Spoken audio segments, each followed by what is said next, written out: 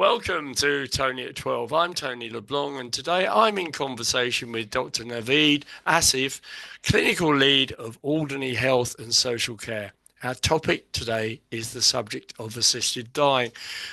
Good to see you, Naveed. Thank you very much for sparing me some time on what I know is a very busy day for you. Good to see you. Thank you. Thank you for having me, Tony. Pleasure. Let's start off with the question of moral conflict for doctors, because religious implications for clinicians.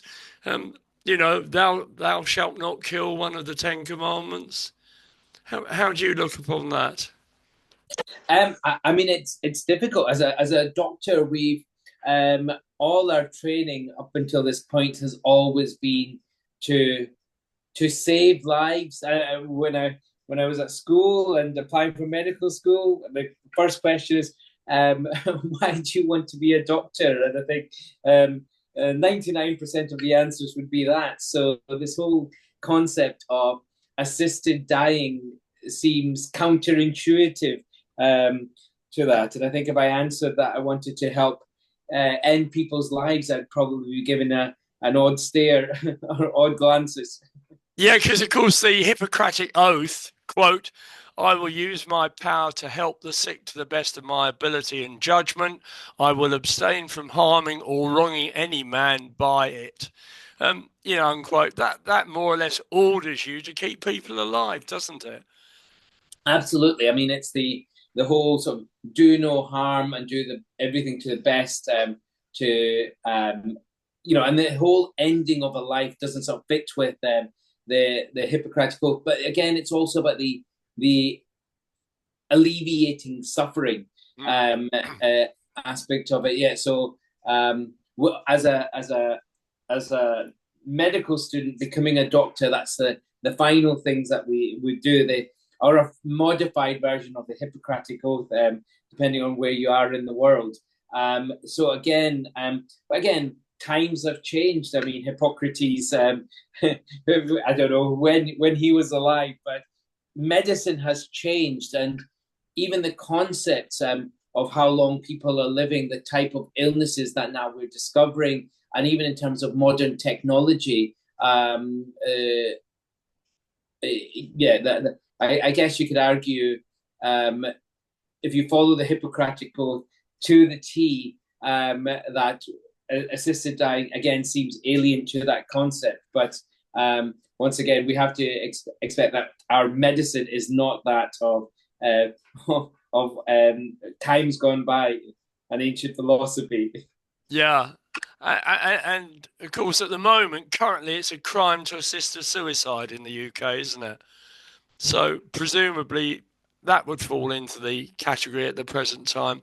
The other thing, Naveed, is that, the human spirit is such that people want to continue living, don't they? They're always working on hope round the corner for a cure and things like that. How do you see that? I mean, yeah, absolutely. So, I mean, we sort of say assisted dying, but there's others that will say it's assisted suicide. And I guess the term suicide has its own connotations. I mean, ultimately, yeah, again, it's the same for us as doctors, and for most of us. I mean, we hardly ever talk about dying. We always, I always use the quote that you have 100 problems until you have a health problem, and then you only have one.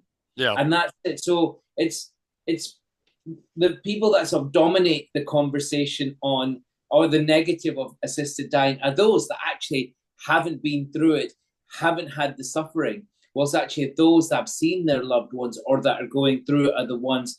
And actually, and that's it. So we appreciate life because we appreciate the good things. But actually, there are people where the good is, the past good is masked by what they're suffering from now, or what they know that their loved ones are going to go through, or what they are having to go through, knowing that actually they're just sitting there waiting for their life to end. And I guess that's where, humans want to live, but also as humans, we want the right to self-determine or be in control of our bodies. So those that had that conversation about assisted dying don't have the control, but equally don't feel like they're so they're in charge of them, but don't have that self-determination. That control's been taken away from them, and it's in the hands of the doctors or other care providers, or even that independence, that dignity in knowing that you are your own person. Suddenly, you don't have that. You're expecting others to provide you with essentially all aspects of your care needs, and when you've everything still up here, that's very difficult. I mean, I personally, having dealing with these with patients like this day in day out, I know how undignified, how much I'd hate it. As much as we try and be as considerate as we can, it's they'll never have that luxury again. I mean, so if you have a terminal condition or a condition that's progressively going to get you worse, I mean, it's very difficult. Unless you're in those shoes, it's very difficult to be able to sort of think about that. And that thought concept of, well, I want to live, but Yeah. it's how are you going to live that life? The Isle of Man have put through some legislation which has been passed, but it won't be finalised until the UK government, I suppose, via the Privy Council, tick the box on it. Yeah. But essentially, terminal illness resulting in death within 12 months, things like that. How difficult is it for you as a clinician to try and come up with, length of time someone's going to last? Very, very difficult. Very difficult. And I can tell when someone's going to, when they have, there's times when you can tell when there's a condition that someone's going to have that will eventually lead to their death. Yeah. It might not be it might be that they succumb to an infection or something else that's led them vulnerable and weak. But even in terms of the Isle of Man legislation, I mean, that's going to be years in the process, and it's just very tricky. So what we're trying to do with legislation is find specific black and whites and specific parameters. But that's it, when it comes to life and death, nothing's certain. Yes, you'll have a degree of understanding of prognosis. And again, that's why it's difficult, even when you're an oncologist, cancer doctor. Yeah. The first question that people will always ask is, how long? And, we give Bob benchmarks 90% in or percentage within a year, a 5-year survival, and that's how vague we have to keep it. But we know that there'll be those that pass away within a matter of weeks to months, and others that will surpass that. Mm. So it's virtually an impossibility, isn't it, to actually say death will take place within 12 months? For certain patients, there Yeah. are those that are obvious, but the majority, I think that would be very sporting. Yeah. It appears that Canada and Australia, and of course Dignitas, are already on the case on this matter. But once again, you find yourself in a situation where you have to say, are Canada, have you studied it, and are Canada going a bit too quickly on it? I mean, I think Switzerland, assisted dying has been practiced in several states in America and several countries for a long time. So we're not new on the bandwagon. Yeah. If anything, some people might argue we're actually behind the curve or the concept. And I think as we move away, and again, this is where religion probably plays a part, depending on religion.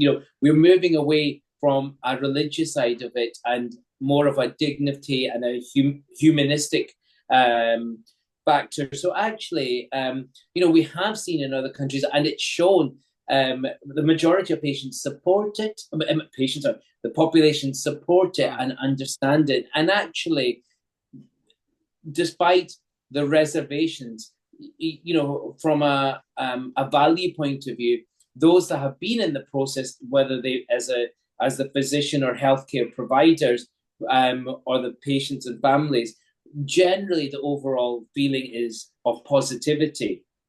I think there are times when there is negativity or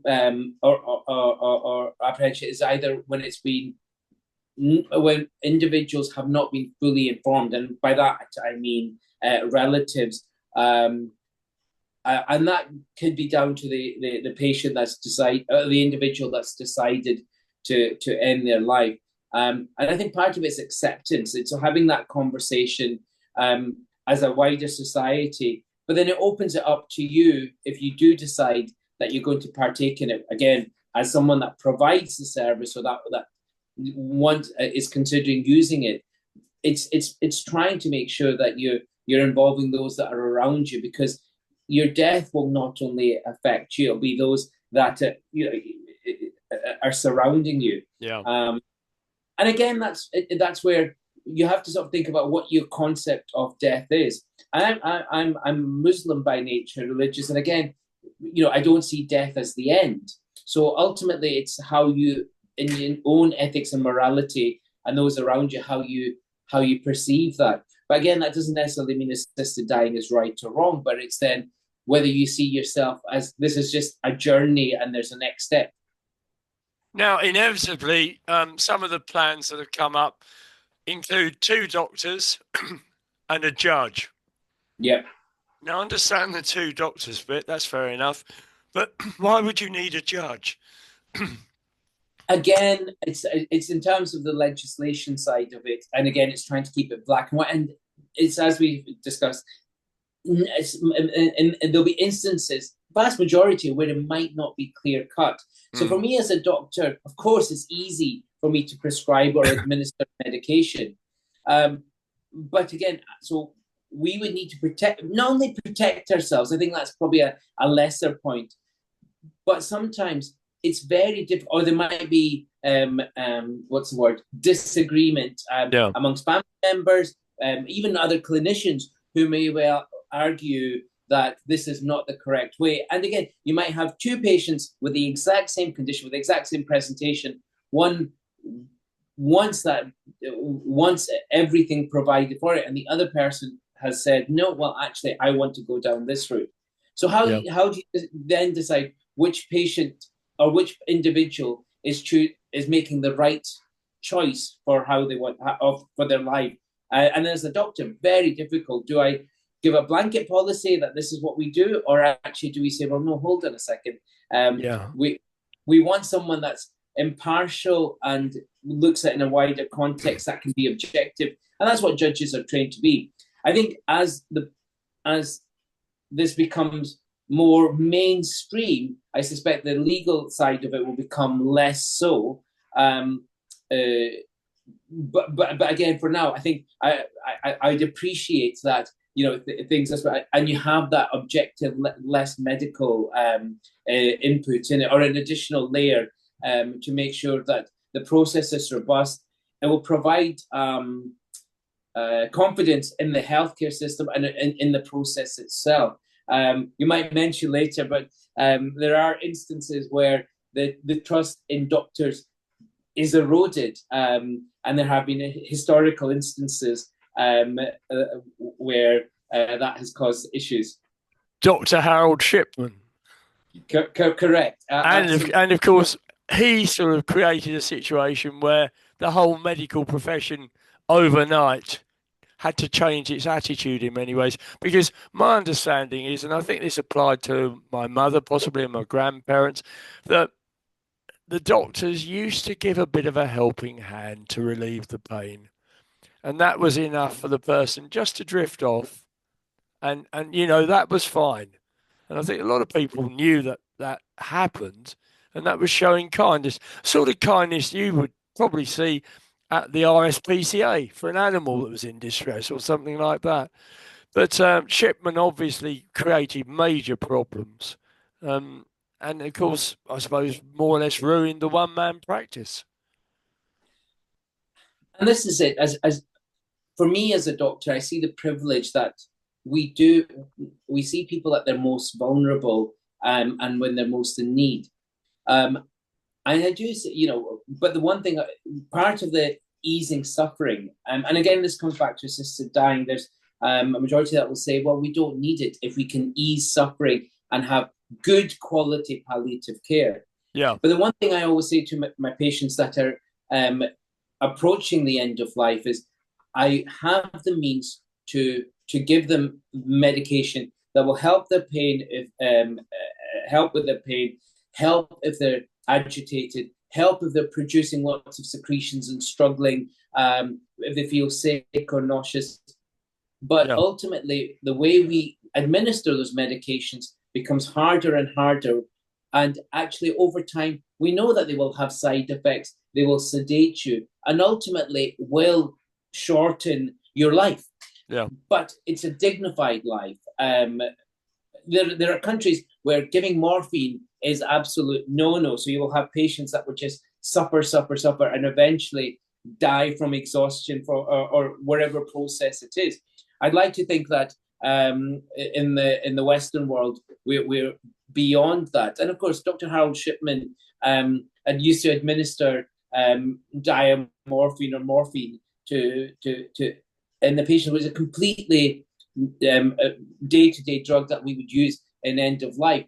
The way we would approach it is actually you give it slowly, titrate the dose, which means balance up the dose that they're comfortable, but yet there's still a degree of awareness that their body is supported. Whilst Yeah. if you overwhelm the body with a drug, then ultimately you're not giving the body that chance. It's game over. And I suspect where it borders on murder is where you then decide that the patient potentially will live for weeks, months, years, but then you decide to take someone's life in your own hand, knowing that you have these drugs and administering them at overwhelming doses. And of course, Dr. Shipman also made sure he was included in the will of each and every patient. So he had a And, pecuniary interest, didn't he? but and that, again, that comes back to assisted dying. And we don't know how many. It might be a slippery slope. We don't know how many patients Dr. Hal Shipman injected and unlawfully. Yeah. However, again, with assisted dying, there's always that argument that those that are surrounding or those that make that decision, there might be a financial element to it, and that's where again having judges involved, having that extra layer, which for me as a doctor, I've never had to worry about the social work side of it until you suddenly start seeing the vulnerable or those that there are genuine safeguarding concerns in the community. And as much as the right to self-determination, our lives are determined by our loved ones and those around us that are supporting. But it's interesting, people will make odd decisions when people are selfish by their nature. Yeah. So Yeah. when it comes to looking after looking after loved ones, or when there's a financial element, I mean, people will make odd decisions, and that's what Dr. Harold Shipman did, and we see it repeatedly where people will think about their inheritance and the longer term implications.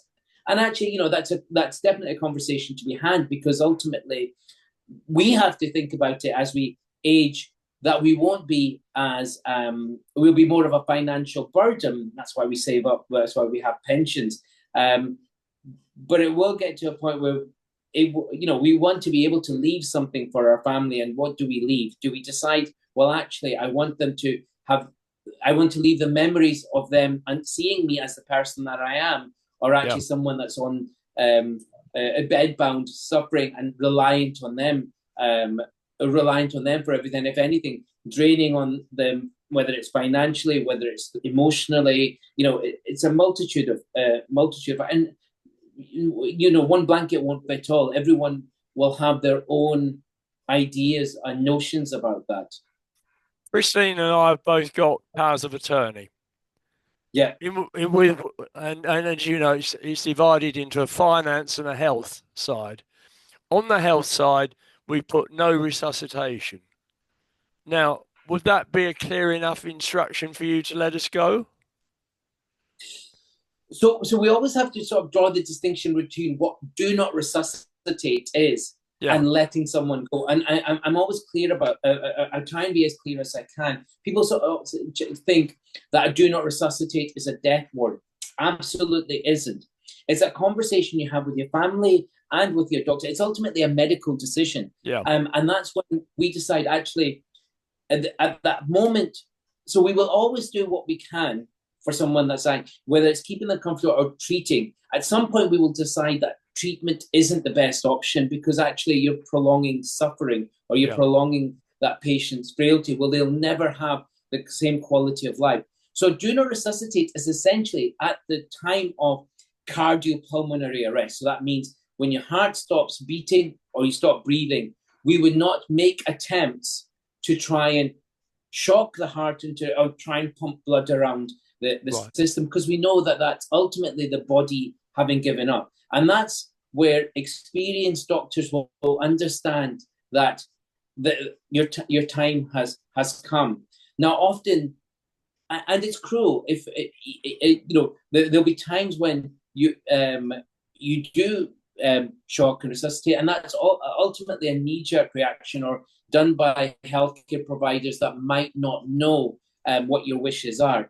And that's why, again, having that conversation, having it written down, having a do not resuscitate certificate in your medical notes just minimizes the risk of it. Ultimately, if there's ever any time when we think we can do something about it, we will try to. For instance, I would argue if you were in a car accident and hemorrhaging profusely, I could say, well, no, you've got to do not resuscitate.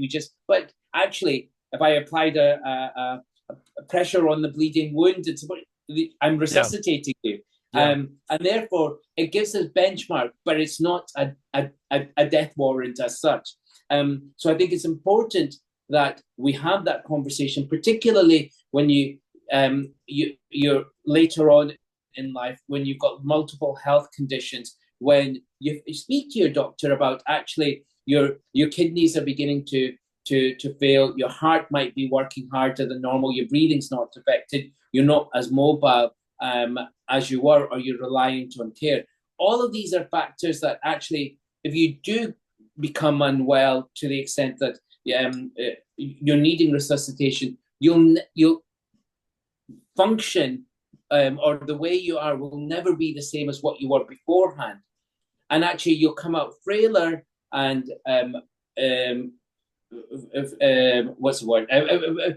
More frail and more dependent as a result of it. And so that's when people say, well, actually, no, I want a good quality of life. I want you to prioritize just keeping me comfortable, making sure my symptoms are not distressing to me or to others. And actually, part of that do not resuscitate allows me to think, well, look, Tony has made this decision already when he was well alert, and that tailors my argument that I can be I can have a degree of actively treating, but realize that I'm not going to suddenly do any heroics, because we've had that discussion and understanding that no matter how aggressive I am with you, it will ultimately never give you the outcome that you want.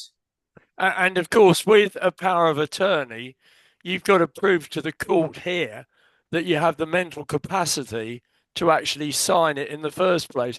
I mean, there are a lot of people around that possibly should have powers of attorney and they've left it too late.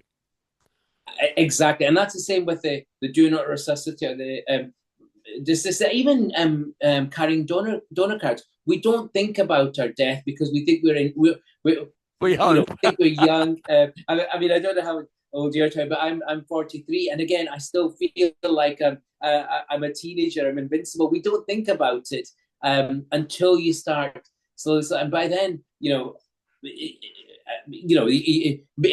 can be too late. Because you're fine. You manage. You adjust your lifestyle as you get older. With you that actually, if I said to you, you've only got 5 years to live, suddenly you would reassess. Or I said, you've got terminal cancer, terminal diagnosis. Suddenly that's when you start thinking, well, no, hold on. And there, particularly in Alderney, we've got a big elderly population. If you leave it too late, you will not have the sharpness or even the capacity or mental awareness to be able to make a fully informed decision about how you want your health, your finances to be arranged. So it's always, you can always revisit it, similar to a will. Have it early so that those that are around you, your loved ones, or those that are most appropriate can make decisions for you. Should you be in the unfortunate decision, you can't do that. But equally, also in terms of how you want your loved ones to be after you're gone. Yeah, that's right. And as I say, I know a lot of friends haven't done these things, and as you say, in my view, it's probably as important as doing a will. Because it's going to clearly state, not only from the financial point of view, but also from the health point of view, what the person who signed it, whilst they were compos mentis, really wanted. But there we are. And of course, we've always got the question of greedy families when it comes to assisted dying, haven't we? So who knows where that happens. If it all goes through, Navid, and we have a situation where one can apply for it. What happens to single people, with no relatives? Do you see anything special for them? I mean, ultimately, we would have to be absolutely exhaust the process. Yeah. So make sure that, and it would have to, and this is where having two doctors, because sometimes it's not clear cut, having their regular, someone that knows them well. So whether it be from a doctor point of view that agrees with that decision, but ultimately making sure that if there's a way of alleviating suffering, options to make sure that they get the best quality care that they can, you go down the set. But at the end of the day, it comes back to self-determination and dignity. That if you can be, for me as a decision maker, if I can be satisfied that that person has approached it and is aware of what the process involves, what the implications are, then ultimately everyone's has the right to do Yeah. what they want.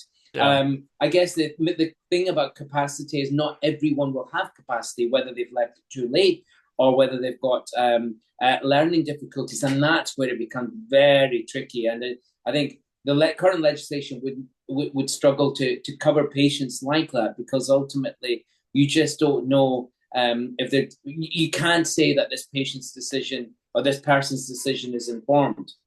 Mm. Assuming it does go through eventually, can you explain how the euthanasia process works? Yeah, so and I would be using examples of what's used in other countries. So it'd be a Yeah. multi-step process. You can't just go into a clinic and decide that you're going to do it. So I it'd be want to something where, die. yeah, you would have a sort of waiting period with it. You would have to have consultations with the relevant professionals over multiple consultations involving your regular healthcare providers that know you. There'd be that waiting period. And then even then, it would be, so in America, you would give someone the medication as an oral tablet, and they don't have to make the decision there. It Yeah. would be something that would locked away, and then they would decide when they want to do it, or if they change their mind. And again, it would be putting the ownership as much as you can on the individual that is making that decision, but making sure that they've had several periods where they've had that discussion with an expert, what's involved, what the process would be. And again, so you can be absolutely sure that they do not want to change their mind. And would that include a psychologist to look at their mental health, or? Yeah, and again, it comes from a capacity point of view, an understanding of the psycho, and whether it's a formal psychologist or whether someone that appreciates you can assess someone's capacity, but there might be often times where if they have a mental superimposed mental health disorder, or historically that might well preclude from it. So actually involving specialists that deal with this, again, it just allows the physician or the family that every option has been explored and availed, so that when the individual or those understand that they've made that decision, then it's in the context of we did everything we could to support this individual make the right decision that was for them. So in the States, all the states that actually operate assisted dying, they give you a pill you decide when you want to do the act, yeah? Dignitas, of course, you actually go into the clinic and presumably the drugs are administered um, by them. Yes. Mm. I think it's a combination. I think depending on what situation, the majority would always leave it up to the patient, even if Yeah. it's present. And I think that's, again, from me as a doctor's point of view or from a nurse point of view, do you want to be the person that presses that button? And again, that's the challenge for me, and the struggle will be having not been involved in assisted dying. Yeah. And again, it's the same. It's the same as when we're doing a do not resuscitate. It's a lot easier to ask the patient what is your opinion about do not resuscitate orders, as opposed to when we have to make that urgent decision because Yeah. actually the patient cannot make that choice or do that step. You feel if the patient's involved in it, it's all patient led. And I don't want to say patient, but individual led by that person. They're in control. You're empowering them to make you're supporting their decision rather than us feeling that God complex where we have to do it. Of course, there'll be situations where that patient may well not be able to administer. And again, without being an expert in how different countries operate their clinics, I wouldn't know the exact ins and outs of who administers, how it's administered. But I imagine there will be instances where the doctor would have to do it, and equally there might be instances where actually the doctor has to intervene when the individual has made that decision because of duration or side Yeah. effects. Yeah. So I would always have to be on standby because I suspect that you will need to either might be an instance or a scenario where you have to interject. And again, that would be part of the robustness of allowing assisted dying, that there's someone available at short notice or on hand to be able to support if there are any unwanted side effects or consequences. Yeah. Naveed, we've virtually run out of time. I've really enjoyed this conversation because it's a little bit pioneering, isn't it, in terms of the fact, it's going to all be subject to interpretation and it's going to take a while, I guess, before it goes through, if it goes through. But many, many thanks for sparing me some time. It's been most enlightening. No, that was lovely. Thank you very much for taking time out on a bank holiday to speak to me. And Well, we've both taken time out on a bank holiday. So I shall return the compliment. But thank you. It's been very good. you're welcome. All the best, Sonny. Thank you.